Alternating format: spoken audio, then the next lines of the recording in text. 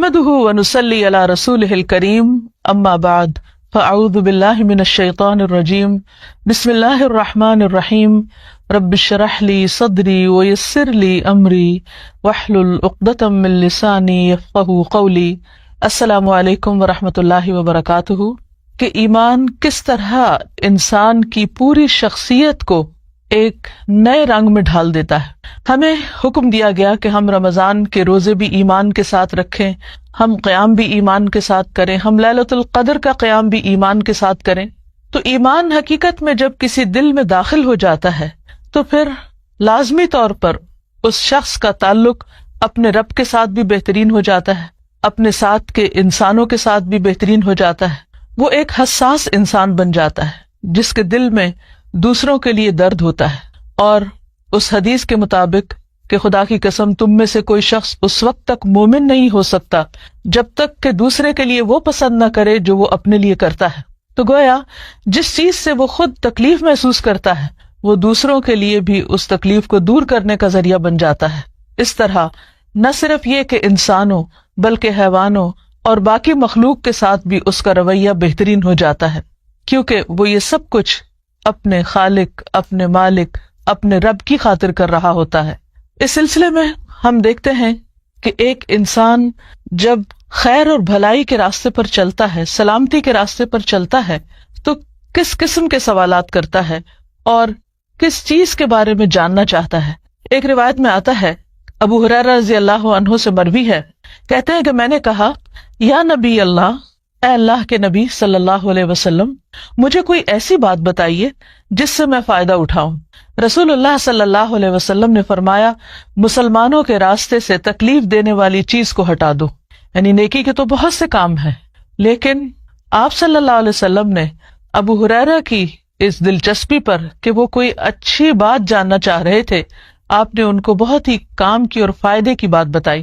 یہ ایک ایسی تعلیم ہے، ایسی سنت ہے، اگر آج ہم اس کو زندہ کریں اور ہم میں سے ہر صاحب ایمان شخص اپنے ایمان کا ثبوت دیتے ہوئے لوگوں کے راستوں کو ان کے لیے کھلا کر دے اور ان سے اذیت والی چیزیں ہٹا دے، تو میں سمجھتی ہوں کہ پورے معاشرے میں امن پیدا ہو جائے۔ آج ہم دیکھتے ہیں کہ سڑکوں پر ٹریفک کا کتنا ہجوم ہے۔ بعض اوقات ہم دوسرے کو اس کا حق نہیں دیتے، راستہ نہیں دیتے، غلط جگہ گاڑی پارک کر دیتے ہیں، غلط جگہ پر گاڑی روک دیتے ہیں، بعض اوقات عین بیچ راستے کے ڈرائیورز اتر کر لڑائی جھگڑا شروع کر دیتے ہیں۔ یہ تمام چیزیں دوسروں کو تکلیف دینے والی ہیں، اذیت دینے والی ہیں۔ ہمارا ایمان ہم سے تقاضا کرتا ہے کہ ہم ان تکلیفوں کو دور کرنے والے بنیں، اور رمضان کے روزے جو حقیقت میں انسان کے اندر تقوی پیدا کرتے ہیں، وہ تقوی انسان کو باشعور بناتا ہے۔ اس شعور کا تقاضا یہ ہے کہ ہم ان اخلاقیات کو اپنی زندگی کا معمول بنا لیں۔ راستے سے تکلیف دہ چیزیں ہٹانا ایمان کا حصہ بتایا گیا۔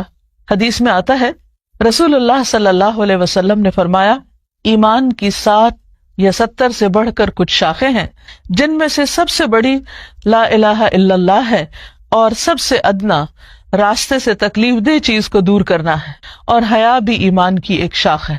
تو گویا راستے سے تکلیف دہ چیز ہٹانا دراصل ایمان کا ثبوت دینا ہے۔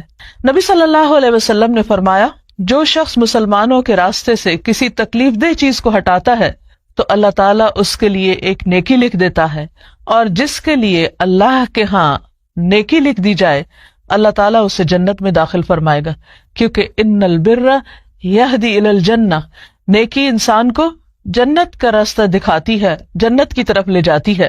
انسان ہر روز جب صبح کے وقت اٹھتا ہے تو اس کے ہر جوڑ پر صدقہ واجب ہوتا ہے۔ حدیث میں آتا ہے کہ 2 آدمیوں کے درمیان عدل کرنا صدقہ ہے، یعنی انسان دراصل اپنا صدقہ دے رہا ہوتا ہے۔ ہمارے ہاں صدقے کا ایک بہت ہی محدود سا مفہوم ہے، اور وہ یہ کہ کسی بکرے کو ذبح کر دیا جائے یا کسی مسکین کو کچھ کھانے کو دے دیا جائے، وہ بھی صدقہ ہے۔ لیکن اس کے علاوہ بھی بہت سے کاموں کو صدقہ شمار کیا گیا۔ فرمایا 2 آدمیوں کے درمیان عدل کرنا، انصاف کرنا، یعنی باہم اگر وہ جھگڑ رہے ہیں تو انصاف کی بات کرنا، یہ بھی صدقہ ہے۔ آدمی کو اس کی سواری پر سوار کرنا، یعنی اس سواری میں مدد دینا، یا اس کا سامان اٹھانا، یا اس کے سامان کو سواری سے اتارنا، یہ بھی صدقہ ہے۔ اور پاکیزہ بات کرنا، اچھی بات کرنا بھی صدقہ ہے، نماز کی طرف چل کر جانے میں ہر قدم صدقہ ہے، اور راستے سے تکلیف دہ چیز کو ہٹا دینا یہ بھی صدقہ ہے۔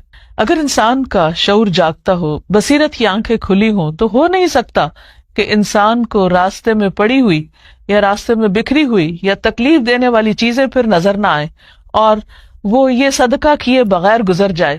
پھر اسی طرح نبی صلی اللہ علیہ وسلم نے فرمایا کہ میری امت کے اچھے اور برے اعمال مجھ پر پیش کیے گئے کہ امت کیا کچھ کرتی ہے، تو میں نے ان کے اچھے اعمال میں سے اچھا عمل راستے میں سے تکلیف دہ چیز کا دور کر دینا پایا، کہ ان کے اچھے اچھے کاموں میں سے ایک کام کیا ہے کہ وہ راستے سے تکلیف دہ چیز ہٹا رہے ہیں۔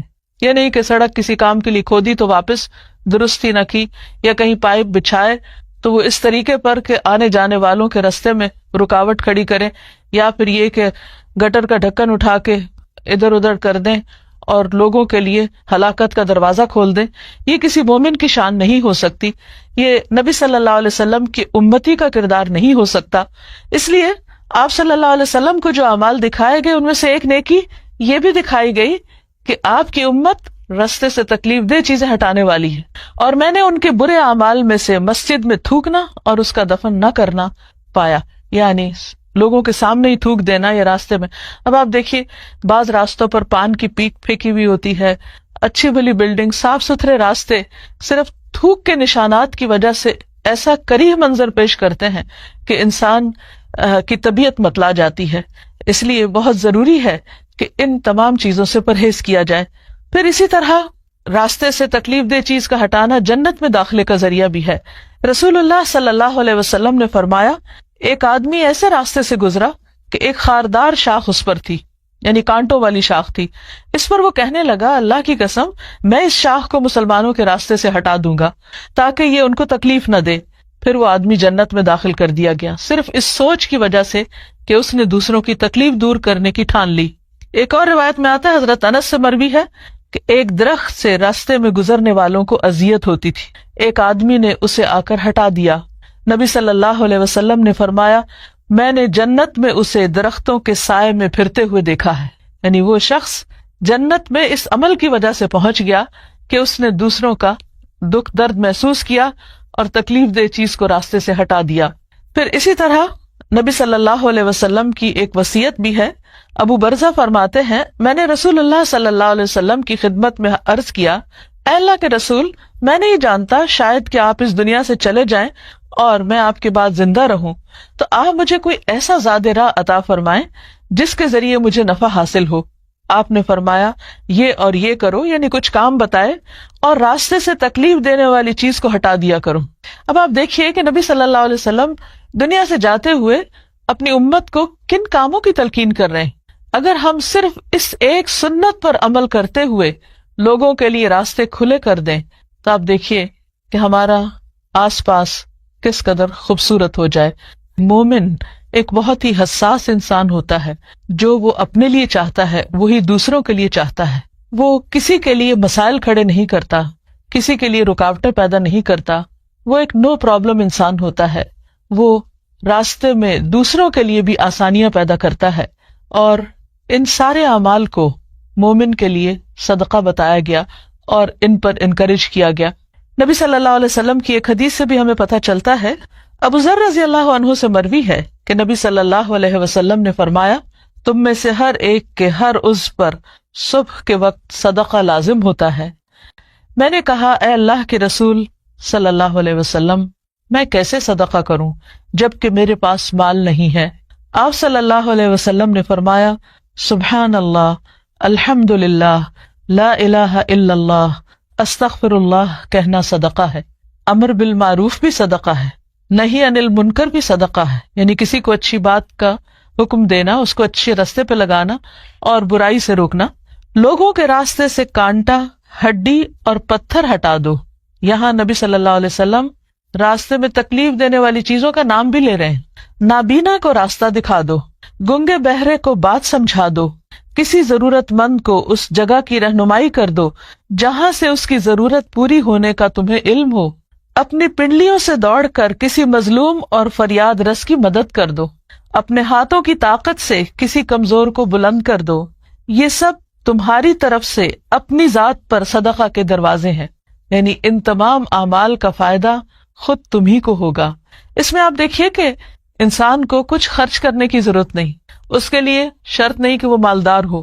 یہ وہ صدقات ہیں، یہ صدقے کی وہ قسمیں ہیں جو ہر شخص صدقہ کر سکتا ہے، جس کے لیے کسی کے پاس جانے کی ضرورت نہیں، کچھ زیادہ تردد کی ضرورت نہیں، بس صرف ایک جاگتے دل اور بصیرت کی ضرورت ہے، آنکھیں کھول کر چلنے کی ضرورت ہے، دوسروں کے لیے درد دل رکھنے کی ضرورت ہے، اور جس کے اندر ایسا دل ہوگا اس کو ایسے صدقات کرنے کے بے پناہ مواقع میسر آئیں گے۔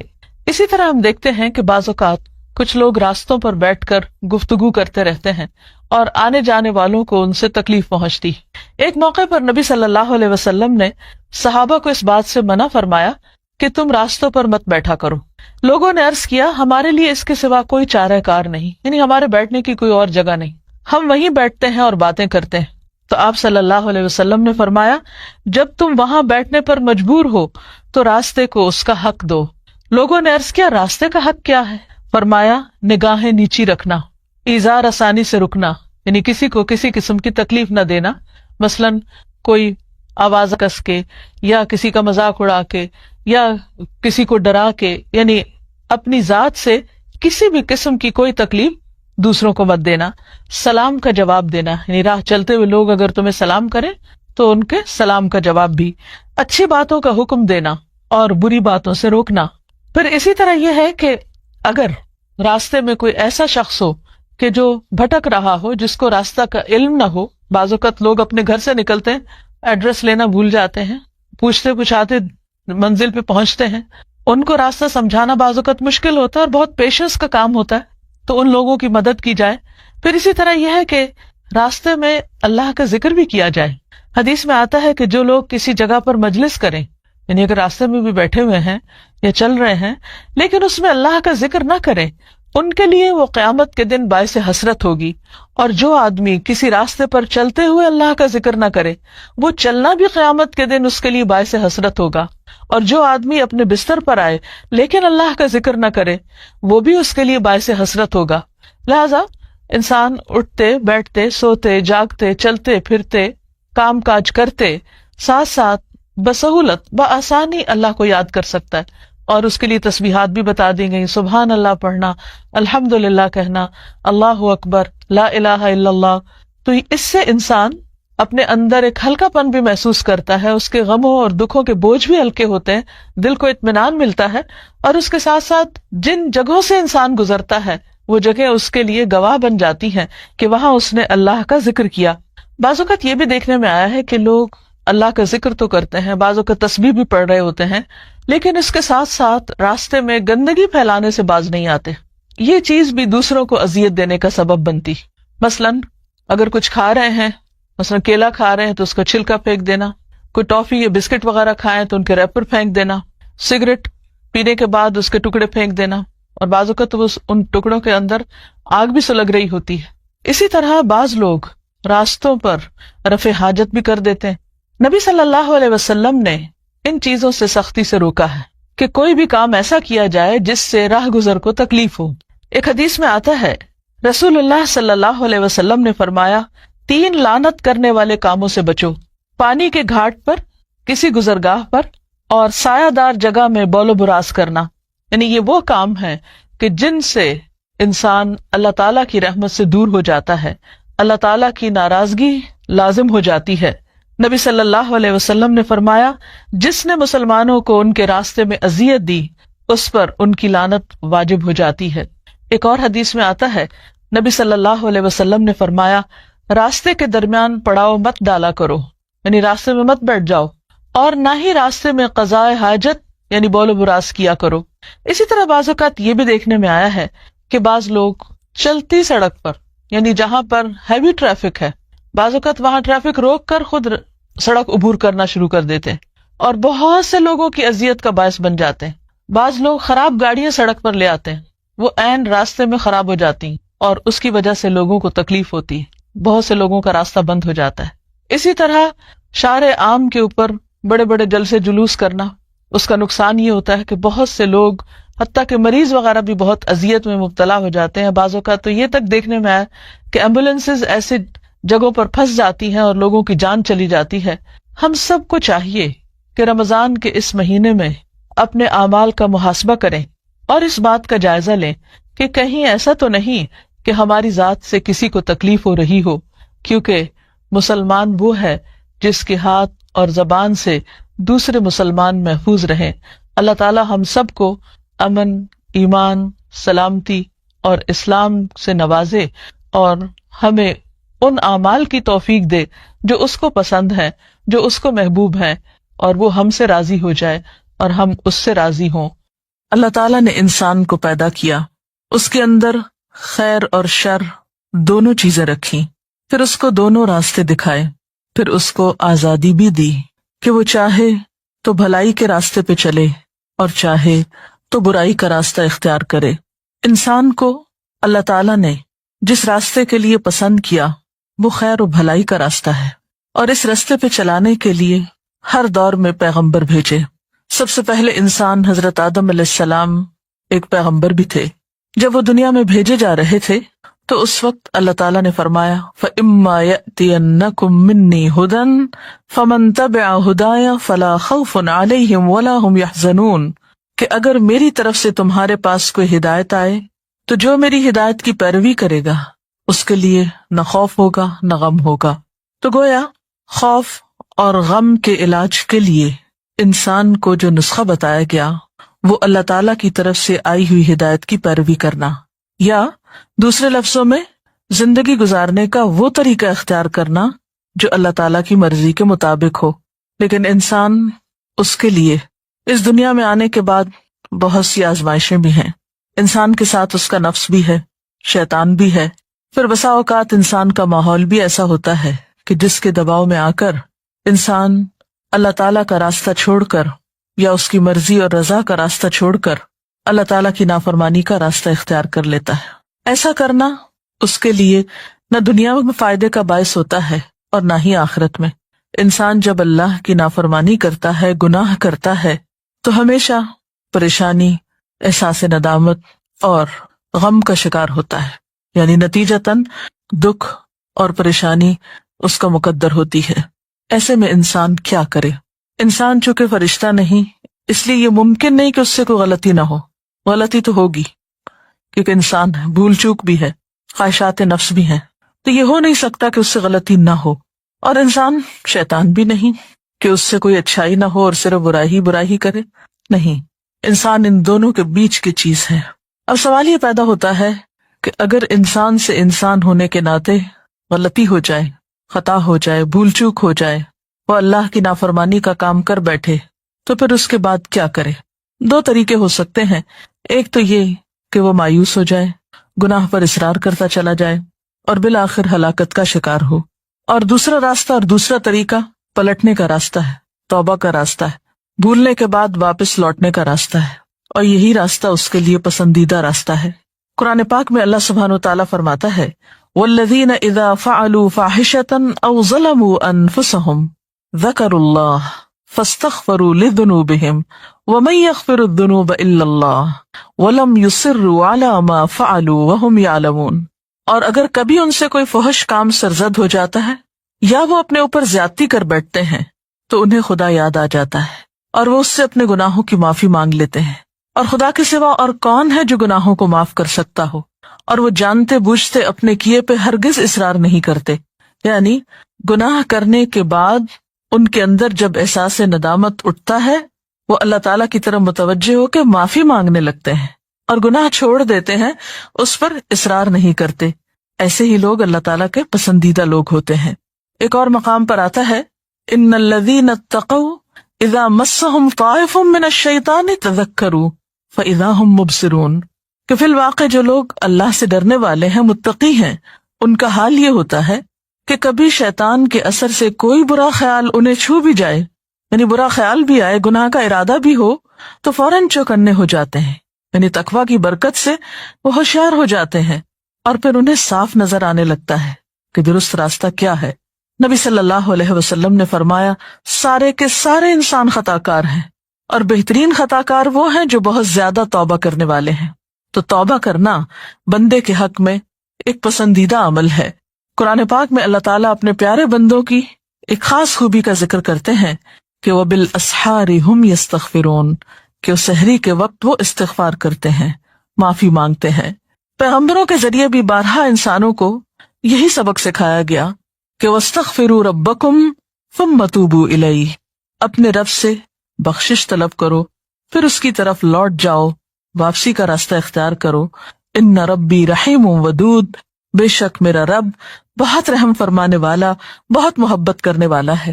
یعنی ایسا نہیں کہ اگر کسی انسان سے کوئی غلطی ہو جائے تو پھر وہ معاف نہیں کرتا اور ہمیشہ کے لیے وہ اس کی نظروں سے گر جاتا ہے، نہیں، 100 بار بھی اگر کوئی غلطی کرتا ہے اور پھر اس کو احساس ندامت ہوتا ہے، شرمندگی ہوتی ہے اور وہ پلٹتا ہے تو اللہ تعالیٰ اس کو معاف کرتا رہتا ہے۔